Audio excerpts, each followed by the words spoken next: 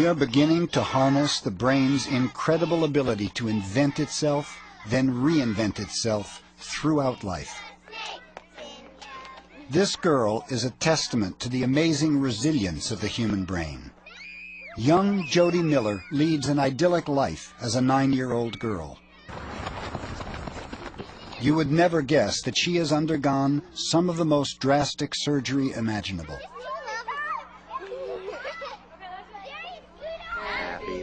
Jody's first 3 years were textbook normal. Happy birthday, dear Jody.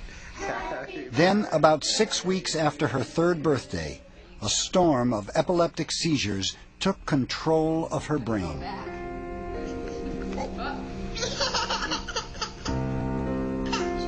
She couldn't use her left arm hardly at all.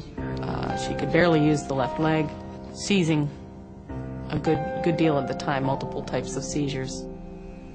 Ordinary life became impossible. Medicines did nothing, and the seizures threatened to turn fatal.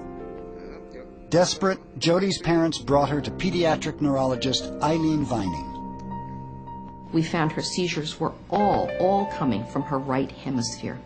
And we knew that there is virtually nothing else, nothing but Rasmussen syndrome that can produce that picture in a young child.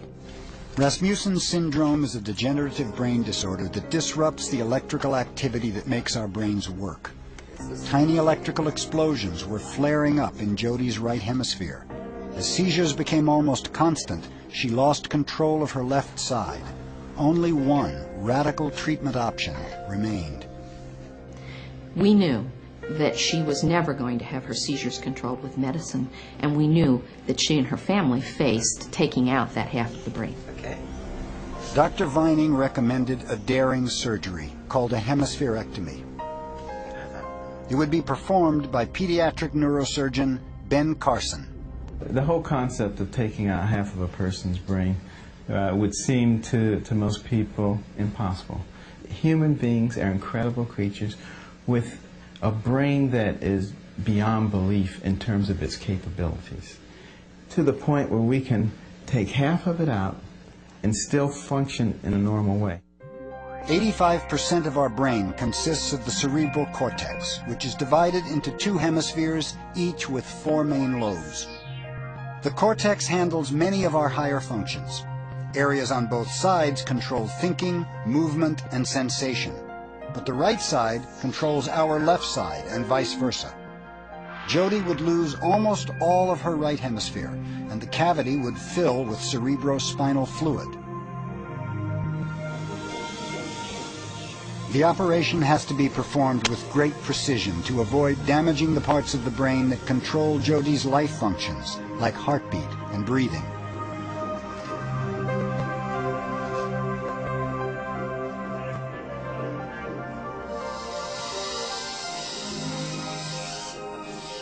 The surgery went flawlessly.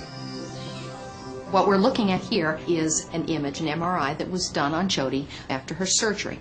And what it shows us is the fact that we removed her entire right hemisphere. And what we're able to see here is indeed her very normal left hemisphere and all the beautiful gyri of her cortex.